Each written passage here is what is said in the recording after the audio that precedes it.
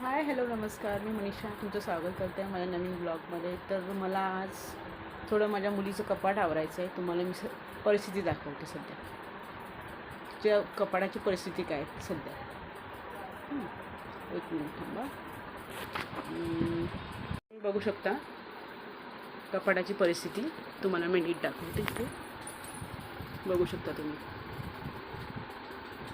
मी हे 2-3 दिवसानंतर रोज नीट करत असते, व्यवस्थित करत असते, पण आमच्या मॅडम का नीट ठेवत नाहीत.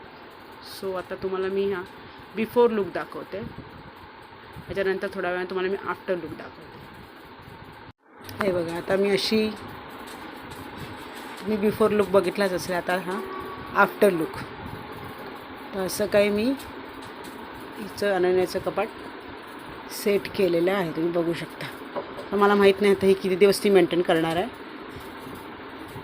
बघू शकता. सो विदिन 10 मिनिट्स हे मी कपाट आवरलेलं आहे. याचा अर्थ जे एखादी गोष्ट जर तुम्ही करायची ठरवली तर ती तुम्ही करू शकता. फक्त तुम्ही ती अप्लाय करायला पाहिजे. फक्त मला हे करायचं आहे, हे आवरायचं आहे म्हणून चालत नाही.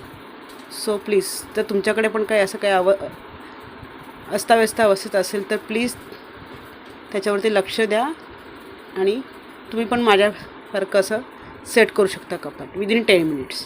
फक्त 10 मिनटात हे कपाट मी सेट करून झालेलं आहे. So stay tune.